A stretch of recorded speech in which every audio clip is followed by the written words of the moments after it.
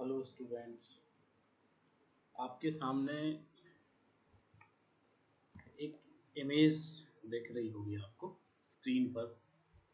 इसमें आपको ये देखना है कि ये जो पॉइंट इस पे रखे हुए हैं रेड रेड कलर के, ये जो पॉइंट हैं ये अर्थक्वेक को शो करने वाले पॉइंट हैं। ये लाइंस देखिए आपके पॉइंट है, डॉटेड डॉटेड है, ये डॉट पॉइंट है। ये डॉट पॉइंट शो कर रहे हैं कि अर्थक्वेक कहाँ कहाँ आते हैं। ये अर्थक्वेक जोन को शो कर रहे हैं। तो आज की हमारी बातचीत में यही होने वाला है। हम पता करने वाले हैं कि कहाँ कहाँ पे ये पॉइंट ज़्यादा आते हैं, उनकी वजह क्या है और आखिर ये यहीं क्यों ज़्यादा आ रहे हैं। ठीक है, तो आज का जो सेशन है वो एमएससी स्टूडेंट्स के लिए इम्पोर्टेंट है। एमएससी का जो स्टूडेंट है जिसका पेपर नंबर फर्स्ट होता है जियो डायनामिक्स वाला, तो वो जियो डायनामिक्स का जो पेपर है उसके लिए ये आज का जो सेशन है बहुत इम्पोर्टेंट होगा। और बीएससी फर्स्ट ईयर का जो स्टूडेंट है जिसका पेपर नंबर फर्स्ट है जियो डायनामिक्स जियो मार्फोलॉजी, तो जो डायनामिक्स का पेपर है ये उसके लिए इम्पोर्टेंट है, दोनों क्लासेस के लिए। तो आगे हम इसमें जो डेटा पढ़ने वाले हैं, मैं एक एक लाइन पढ़ूंगा आपके लिए ताकि आप वही डेटा अपने एग्ज़ाम कॉपी पे लिख सकें। आपको तो लिखना है एमएससी प्रीवियस या बीएससी फर्स्ट ईयर, तो लिखने के लिए जो डेटा आपके पास 500,000 वर्ड्स होने चाहिए, उस बारे में हम आज बात करने वाले हैं। ठीक है, तो शुरुआत से मैं इसको दिखा देता हूँ आपको। आप ये वाला इमेज भी देख लीजिए। इसमें आपको ये दिखाया गया है कि कन्वर्जेंट बाउंड्री इस तरह के साइन से शो की गई है और प्लेट बाउंड्रीज की डायरेक्शन इस तरह के एरो से शो की गई है। एक एरो इधर जा रहा है, एक एरो इधर जा रहा है। ठीक, और 0.5 spreading rate centimetre per year के हिसाब से यहाँ दिखाया गया है ना। और ट्रांसफॉर्म फॉल्ट बाउंड्रीज जो है वो इधर दिखाई गई हैं इस कलर से। देखिए ये greenish greenish colour transform fault boundaries इस तरह से। इधर राइट में भी आप देख लीजिए नियर प्लेट के इधर साइड से, तो ये इस तरह से है। चलिए तो हम बात करने स्टार्ट कर देते हैं। तो आज हम प्लेट टेक्टोनिक्स के बारे में बात करने वाले हैं कि आखिर प्लेट्स जो होती हैं उनमें कौन कौन से नेशंस होते हैं, कौन कौन सी मोशन उसमें होती है। और प्लेट्स में जो मोशंस हुआ करती हैं वो कौन कौन सी मोशंस होती हैं, डाइवर्जेंट, कन्वर्जेंट या ट्रांसफॉर्म टाइप्स की, उस बारे में हम बात करने वाले हैं। ठीक है, तो पहला मीनिंग हम देख लेते हैं कि प्लेट बाउंड्रीज क्या होते हैं। तो प्लेट बाउंड्रीज एक ऐसे इंटरेक्ट होने वाले दो प्लेट्स के पार्ट हुआ करते हैं। ठीक, दो प्लेट्स हैं जिस जगह पे वो एसोसिएट होती हैं, मिलती हैं, जिस जगह पे वहाँ पर बड़ी मात्रा में टेक्टोनिक एक्टिविटी होती है। जैसे टेक्टोनिक एक्टिविटी का मतलब है माउंटेन बिल्डिंग्स, वॉल्केनिक एक्टिविटी होना, अर्थक्वेक आना, ये सब चीज़ें वहाँ पे होती है। तो वो एरिया आपका बाउंड्रीज मीनिंग को शो करता है। ठीक, यहाँ पर हमें तीन टाइप की बाउंड्रीज मिलती है। डाइवर्जेंट बाउंड्रीज है। डाइवर्जेंट का मतलब है एक दूसरे से दूर जाने वाली बाउंड्रीज, वो डाइवर्जेंट बाउंड्रीज है। कन्वर्जेंट बाउंड्रीज भी मिलती है। कन्वर्जेंट मतलब दो प्लेट्स का एक दूसरे में इकट्ठा होना, ठीक, मिलना, वो कन्वर्जेंट बाउंड्रीज में आता है। ट्रांसफॉर्म बाउंड्रीज का है कि जो लिथोस्फेरिक प्लेट्स हुआ करती हैं वो एक दूसरे के नियरेस्ट से गुजर जाती हैं, वो ट्रांसफॉर्म बाउंड्रीज में आती हैं। तो हम ये तीनों बाउंड्रीज को एक एक करके पढ़ेंगे और इनकी जगह पे बनने वाले जो फीचर्स हुआ करते हैं उन फीचर्स को देखेंगे। फीचर्स से मतलब है कि डाइवर्जेंट बाउंड्री की वजह से अर्थ क्रस्ट के ऊपर कौन सा फीचर्स बनता है, कन्वर्जेंट की वजह से कौन सा फीचर्स बनता है, ट्रांसफॉर्म की वजह से कौन सा फीचर्स बनता है। और ये आपके सामने रफली समझने के लिए यहाँ दिखाया गया है। जो ए नंबर का डायग्राम आपको शो किया गया है, इसमें देखिए आप ऊपर हरा कलर जो दिख रहा है आपको, ग्रीनिश कलर, वो प्लेट्स के लिए शो किया गया है। नीचे आपको एस्थीनोस्फीयर दिखाया गया है। तो जो ऊपर की प्लेट्स हुआ करती हैं जब वो एक दूसरे से दूर जाती हैं तो ये नंबर फर्स्ट मीनिंग को शो करते हैं जो डाइवर्जेंट है। ठीक, यानी प्लेट का एक दूसरे से अपार्ट अलग होना। नंबर बी पर हमें दिखाया गया है प्लेट का एक दूसरे के पास आना, कन्वर्जेंट, ये जो है आपका कन्वर्जेंट है। एक प्लेट्स जो है वो दूसरी प्लेट के नीचे कन्वर्ज हो रही है, डाउन स्प्रेड इंक्लाइन होकर झुकती जा रही है, ये प्लेट्सों का कन्वर्ज हो रहा है। तीसरा हमें दिखाया गया है ट्रांसफॉर्म बाउंड्रीज के लिए, जहाँ पर एक प्लेट जो है वो नियरेस्ट वाली प्लेट्स के साइड से स्लाइड हो रही है। ये तीन मीनिंग्स हमें यहाँ दिखाए गए हैं। ठीक, एरो जो इनमें बने हुए हैं, एरो की जो डायरेक्शंस है वो हमें दिखा रहा है कि प्लेट्स एक जगह से दूसरी जगह किस तरह से जा रही है। ठीक, एरो हमें मूवमेंट दिखा रहा है, जो एरो है वो हमें मूवमेंट दिखाता है। एरो जो यहाँ बने हुए हैं वो हमको मूवमेंट दिखाते हैं। चलिए, आपके सामने अब एक इम्पोर्टेंट टेबल शो की गई है। ठीक है, ये जो टेबल आपके सामने शो की गई है ये बहुत इम्पोर्टेंट है आपके लिए। यहाँ प्लेट बाउंड्रीज के नाम दिए गए हैं, मैं पढ़ रहा हूँ लेफ्ट साइड से, आप भी उसी तरह देखिए। देखिए, आपको ये सब सुनते वक्त बहुत ज़्यादा पेशेंस रखने की ज़रूरत है। मैं पढ़ रहा हूँ एक वोकेबलरी की तरह, तो आप उसे सुनिए और देखते रहिए। ये बहुत आसान हो जाएगा आपके लिए एग्ज़ाम में लिखना। तो आप सिर्फ सुनते रहिए, मैं इसकी कमेंट्री करता हूँ, स्क्रीन तरफ देखते रहिए, हो जाएगा, बहुत ईजी है। पहला मीनिंग देखिए आप, प्लेट बाउंड्रीज जो लेफ्ट में दिखाए गए हैं। दूसरा है प्लेट मूवमेंट के लिए, कि प्लेट बाउंड्रीज में किस तरह के मूवमेंट हो रहे हैं। तीसरा मीनिंग है ये जो मूवमेंट हो रहे हैं वो किस टाइप की क्रस्ट पे हो रहे हैं, यानी क्रस्ट टाइप।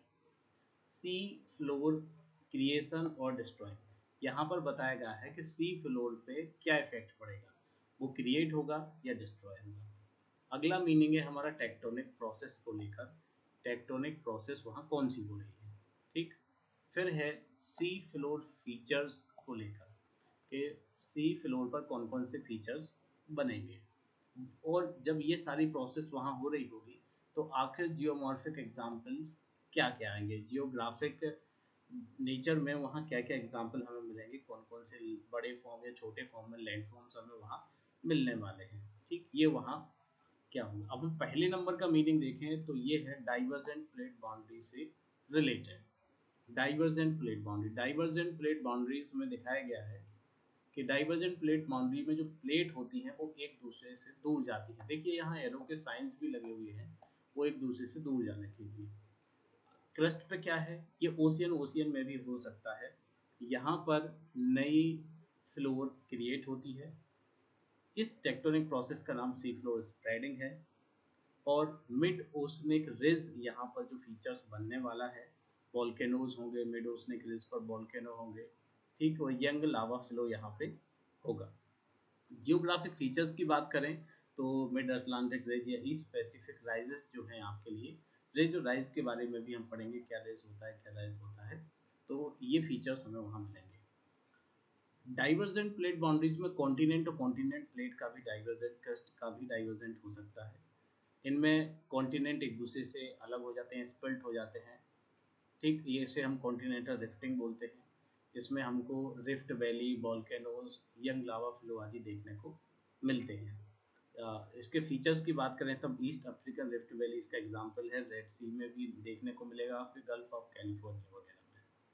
सेकंड नंबर की प्लेट बाउंड्रीज की बात हो रही है, वो है कन्वर्जेंट प्लेट बाउंड्रीज। इसमें प्लेट मूवमेंट की बात करें तो ये है एक दूसरे से नियरेस्ट आना। ठीक, क्रस्ट टाइप की बात करें तो इसमें ओशियन और कॉन्टिनेंट एक दूसरे के नियरेस्ट आ सकते हैं, ओशियन ओशियन नियरेस्ट आ सकते हैं, और कॉन्टिनेंट कॉन्टिनेंट भी एक दूसरे से नियरेस्ट आ सकते हैं।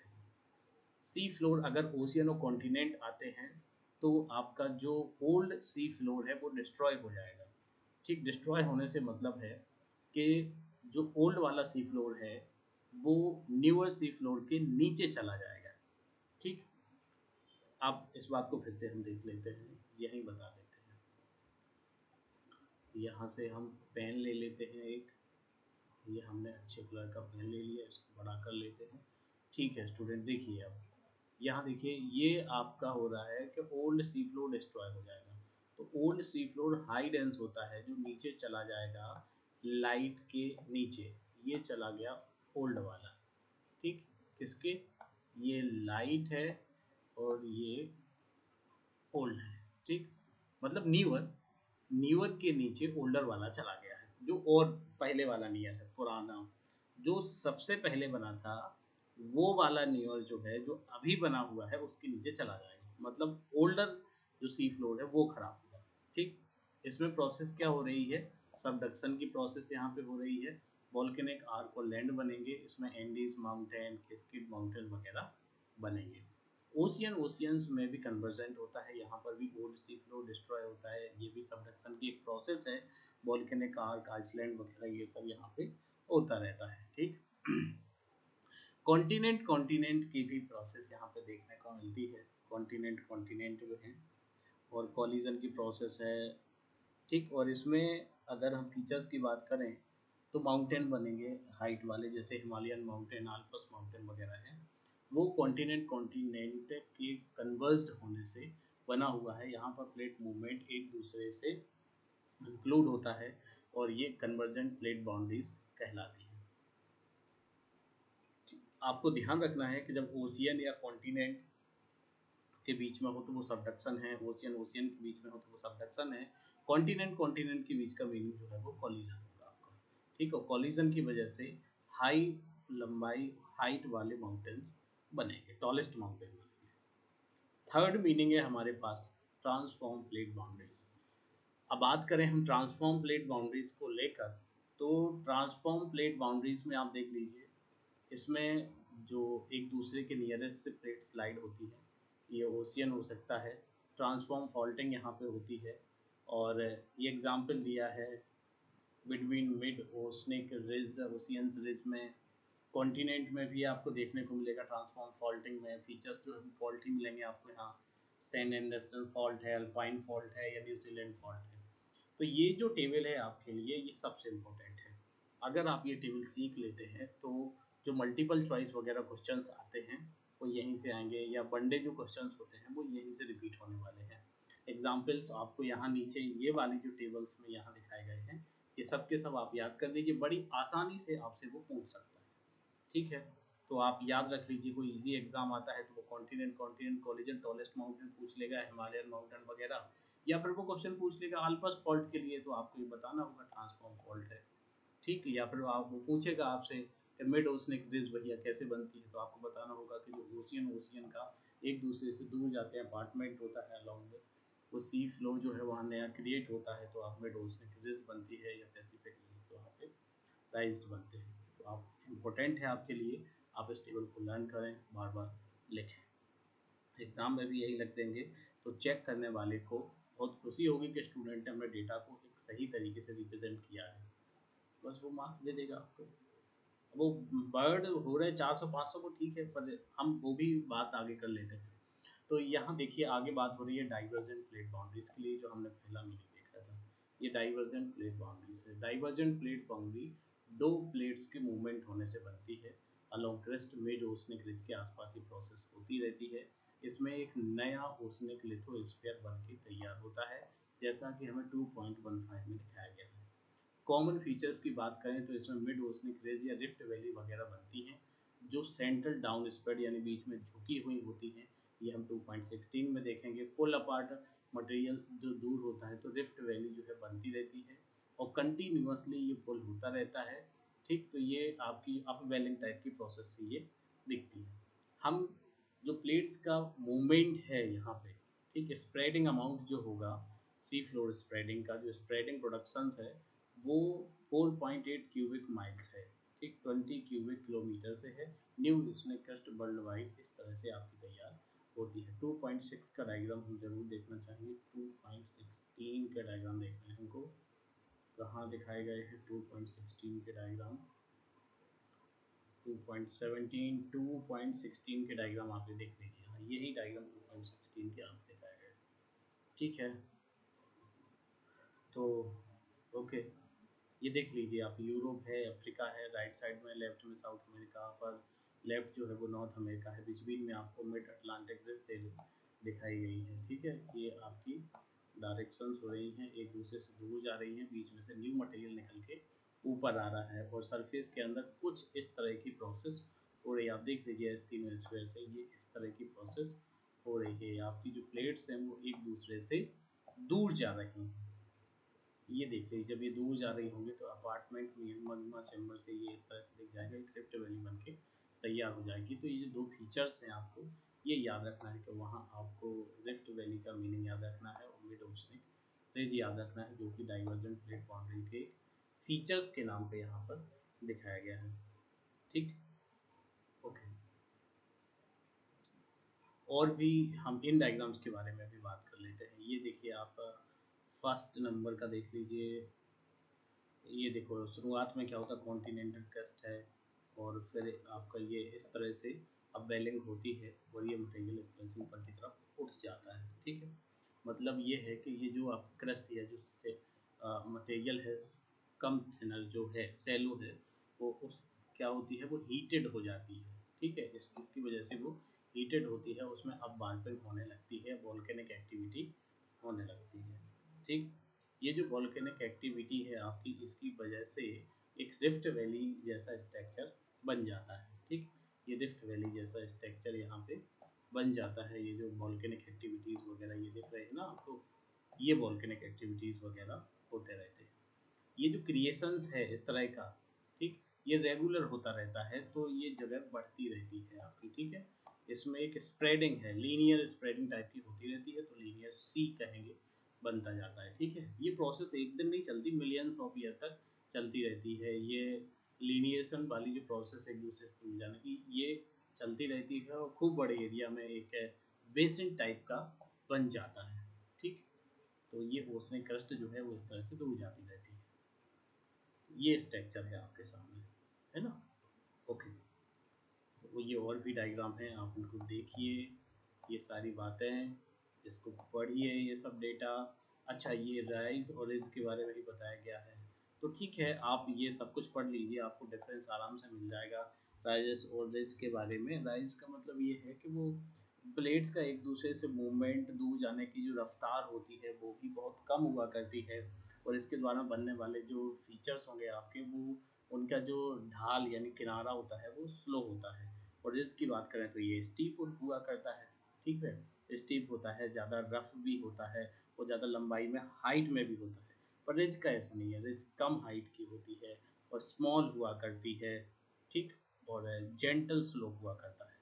तो ये इनके एग्जाम्पल है। अगर राइज की बात करें तो ये नेक्सा प्लेट में आपको मिलता है, और रिज के बारे में तो आपको अफ्रीकन प्लेट से इन प्लेट्स में आपको मिली जाती है, तो वो रिज है। ठीक, ये मीनिंग है आप सबको पढ़ने के लिए। यहाँ ये एग्जाम्पल में भी मीनिंग कुछ दिखाएगा, यहाँ देखिए। ठीक है, तो ये है, ये आपको जो बड़े फॉर्म में दिख रही है ये रिज के लिए है, मिड अटलांटिक में ये इस फॉर्म में है। ठीक है बेटा, ये रिज फॉर्म में है, और ये यहाँ स्मॉल जो दिखाए गए हैं वो राइजेस है, तो यही कह रहा हूँ मैं, स्मॉल अमाउंट में हो वो राइज से शो कर रहे हैं, और जो रिज है वो बड़े फॉर्म में हुआ करती है। ठीक है, डिफरेंस की बात करें तो ये हाई स्टीप हुआ करते हैं, लो स्टीप हुआ करते हैं, इसकी स्पीड ज़्यादा होती है एक दूसरे से दूर जाने की रेज की, और इसकी स्लो होती है। ये लिखा हुआ है यहाँ पे सारी बातें, आप पढ़िए, एग्जाम कॉपी में लिखिए, थीम आपको समझ आ गई। ठीक है, यहाँ आपको कन्वर्जेंट बाउंड्रीज में दिखाया गया है कि जहाँ पर दो प्लेट्स जो है उनका मूवमेंट कोलाइड होता है, वो प्लेट एक दूसरे से पात आती है, डिस्टर्ब होती है, तो ये यहाँ पे कन्वर्जेंट होता है। कन्वर्जेंट प्लेट बाउंड्री से अगर हम फीचर्स की बात करें तो वॉल्केनिक आर्क बनता है। ठीक है, कॉन्टिनेंटल, सॉरी पहला मीनिंग हम देख लें, ओशियन और कॉन्टिनेंट के लिए यहाँ पे बात हो रही है, किसके लिए, ओशियंस और कॉन्टिनेंट के लिए। तो ये ओशनिक क्रस्ट है आपकी और ये कॉन्टिनेंटल क्रस्ट है। तो जब ओशनिक क्रस्ट और कॉन्टिनेंटल क्रस्ट का कॉलिजन होता है तो वॉल्केनिक कॉन्टिनेंटल आर्क बनते हैं, बस ये ध्यान रखना। क्या बनते हैं, कॉन्टिनेंटल आर्क बनते हैं। ठीक, और ये लिथोस्फीयर है, लिथोस्फीयर है, ये एस्थेनोस्फीयर है। यहाँ पर पार्शियल मेल्टिंग का मीनिंग लिखा है। एक बात दोस्तों आपको ध्यान रखना है, पार्शियल मेल्टिंग का मतलब होता है ऐसी मेल्टिंग या इस तरह की मेल्टिंग से जो बनने वाले पदार्थ हैं आपके, मटेरियल्स जो है, वो आस पास जो बड़े ह्यूज एरिया में मटेरियल्स है वहाँ के, उसकी तुलना में जो नया आपका बन रहा है वो अलग है। ठीक है, तो वो पार्शियल मेल्टिंग है। ठीक, वो पार्शियल मेल्टिंग है। तो मैं बस आप ये कह रहा हूँ कि आप याद रखिए इस बात को कि ओशनिक क्रस्ट और कॉन्टिनेंटल क्रस्ट जब कोलाइड होते हैं तो कॉन्टिनेंटल आर्क बनते हैं, बस। ठीक है, दूसरा मीनिंग देखिए, जब ओशियन ओशियन एक दूसरे से इंक्लूड होते हैं तो आइसलैंड आर्क बनते हैं, ऐसा ध्यान रखा करिए आप। और कॉन्टिनेंट कॉन्टिनेंट मिलते हैं तो माउंटेन रेंजेस बनती हैं जो हाई हाइट की होती है, ये आपको याद रखना है बस। ठीक है।